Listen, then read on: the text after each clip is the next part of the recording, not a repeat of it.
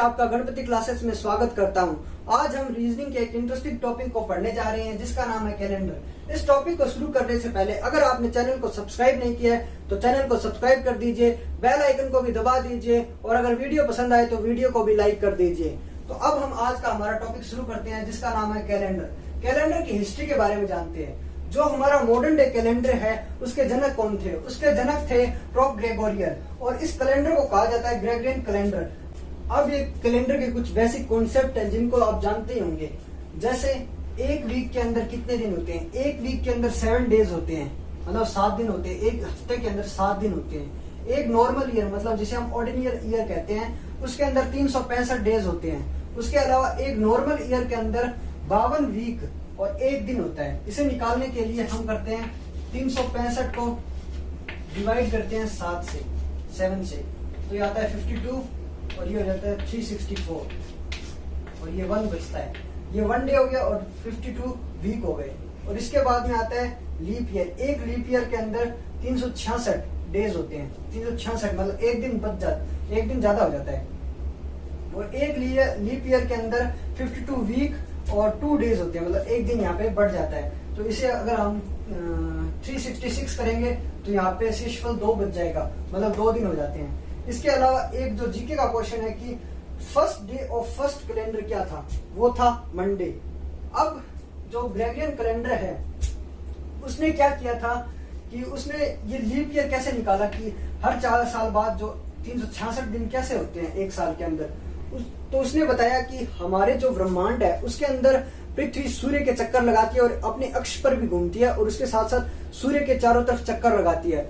तो वो सूर्य के चारों तरफ चक्कर लगाने के लिए कितना समय लेती है? वो सूर्य के चारों तरफ चक्कर लगाने के लिए 365 दिन लेती है। एग्जैक्टली वो 365 दिन नहीं लेती, वो 365 दिन 5 घंटे 49 मिनट और 12 सेकंड, मतलब 365 दिन और लगभग 6 घंटे लेती है। तो अगर हम प्रत्येक साल 6 घंटे को 4 बार जोड़ेंगे तो ये 1 दिन बन जाता है। 4 × 4 24 घंटे, मतलब ये 24 घंटे बन जाते हैं और 1 दिन बन जाता है। हर 4 साल बाद ये 1 दिन बन के 366 दिन हो जाते हैं और फरवरी 29 तारीख की हो जाती है। अब हम समझते हैं कि ईयर कितने प्रकार के होते हैं। ईयर 2 प्रकार के होते हैं। एक होता है ईयर मतलब कि वर्ष, एक होता है सेंचुरी मतलब कि शताब्दी।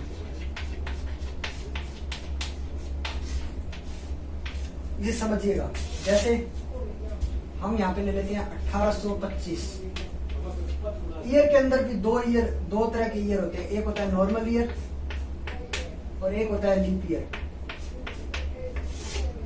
अब हम 1825 लेते हैं। अगर हम इस 1825 में जो 25 है, अगर इसे हम 4 से डिवाइड करते हैं और अगर ये डिवाइड पूरा नहीं होता, जो कि नहीं हो रहा है, तो ये एक नॉर्मल ईयर होगा। और वैसे ही हम अगर इसके अंदर जैसे यहाँ पे हम लेते हैं 1824, इसे अगर हम 4 से डिवाइड करते हैं तो इसमें इसका पूरा भाग जाता है और ये एक लीप ईयर होता है और इसके अंदर फरवरी 29 की होती है। अब हम सेंचुरी ईयर को समझते हैं। सेंचुरी वर्ष मतलब शताब्दी वर्ष क्या होता है? शताब्दी वर्ष जैसे 1800, 1900, 2000, जैसे समझने के लिए 1800 और 1900 हमने लिए 2, इनके अंदर 0 पीछे 2 है। मतलब कहने का मतलब जिनके पीछे 2 अंक 0 होते हैं, पीछे के 2 अंक 0 होते हैं, वो शताब्दी वर्ष कहलाते हैं। और इनके अंदर भी दो तरह के वर्ष होते हैं। एक होता है नॉर्मल सेंचुरी ईयर और दूसरा होता है लीप सेंचुरी ईयर। अब इसे नॉर्मल सेंचुरी और लीप सेंचुरी निकालने के लिए इसे हम 4 से डिवाइड नहीं करते बल्कि इसे हम 400 से डिवाइड करते हैं। और इसके अंदर अगर हम 400 का डिवाइड करेंगे तो इसमें इसका भाग नहीं जाता। वैसे अगर हम यहाँ पे 1600 या फिर 2000 लें तो इसे अगर हम 400 से डिवाइड करते हैं तो इसके अंदर 400 से डिवाइड करने पे पूरा भाग जाता है, जिससे ये एक लीप सेंचुरी ईयर होगा और इसके अंदर फरवरी 29 की होगी। अब हम इसे थोड़ा और अच्छे से समझते हैं।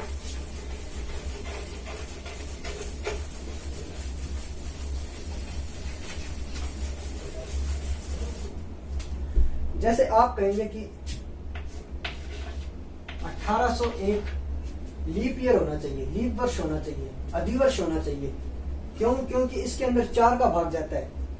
देखिए 1796 प्लस किया 4, 1800 प्लस किया 4, 1804। ये एक नॉर्मल ईयर है, सीधा वर्ष है, तो इसे हम करेंगे 4 से डिवाइड। ये क्या होगा? ये होगा एक लीप ईयर होगा। अब ये 1800 है, इसके अंदर 2 जीरो है, इसे हम 4 से डिवाइड नहीं करेंगे बल्कि इसे हम 400 से डिवाइड करेंगे। और अगर हम इसे 400 से डिवाइड करते हैं तो इसमें इसका पूरा भाग नहीं जाता, और ये एक नॉर्मल सेंचुरी ईयर होता है। इसके अंदर फरवरी 28 की होती है। 1804 इसे हम फिर से 4 से डिवाइड करेंगे कि एक नॉर्मल ईयर है। इसे अगर हम 4 से डिवाइड करते हैं तो इसका पूरा पूरा भाग जाता है और ये फिर से एक लीप ईयर निकल के आता है। ये फिर से एक लीप ईयर निकल के आता है। तो अगर कोई वर्ष जिसके पीछे 2 जीरो लगी है तो उसे हम 4 से नहीं बल्कि 400 से डिवाइड करते हैं, जिससे हमें पता चलता है कि वो नॉर्मल सेंचुरी ईयर है या लीप सेंचुरी ईयर है। और इसके अलावा हम सभी वर्षों को 4 से डिवाइड करते हैं, जिससे हमें पता चलता है वो लीप ईयर है या फिर नॉर्मल ईयर है। ठीक है, अब हम देखते हैं कि लीप ईयर कौन कौन से होते हैं, नॉर्मल ईयर कौन कौन से होते हैं। जैसे लीप ईयर 400, 600, 800, 1200 ये लीप ईयर होंगे, क्योंकि इनमें 400 का पूरा पूरा भाग जाता है, लीप सेंचुरी है। और अब हम देखते हैं नॉर्मल सेंचुरी ईयर को। 100, 200, 300, 500 ये नॉर्मल सेंचुरी ईयर होंगे, क्योंकि इनके अंदर 400 का भाग नहीं जाएगा। इनके अंदर 400 का भाग नहीं जाएगा, इसके कारण ये नॉर्मल सेंचुरी ईयर होंगे। जबकि इनके पीछे भी 2 जीरो है तो इन्हें 400 से डिवाइड किया जाएगा। ठीक है, अब हम इससे आगे बढ़ते हैं।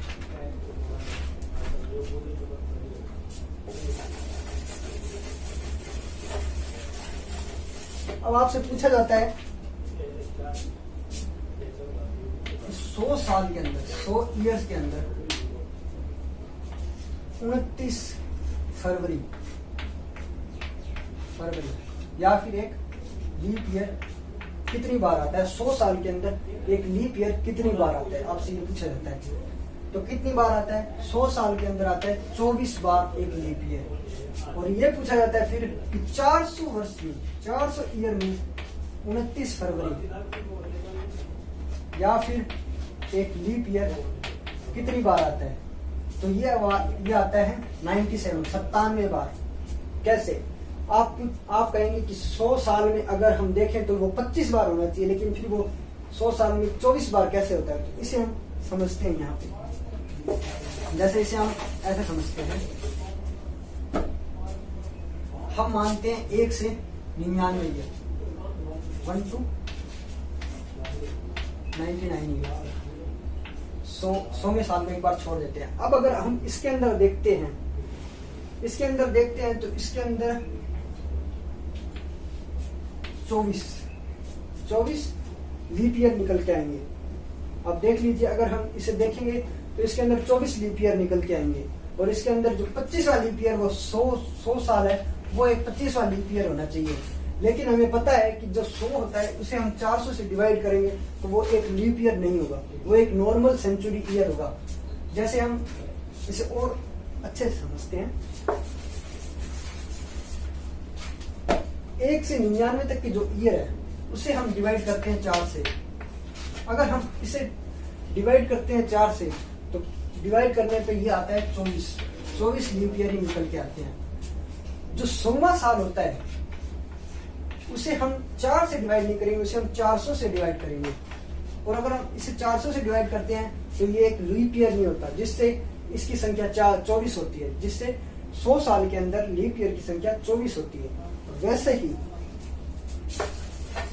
400 साल के अंदर देखते हैं तो एक साल, जैसे 100 साल के अंदर अगर संख्या देखें तो कितनी होती है? 24 होती है लीप ईयर की।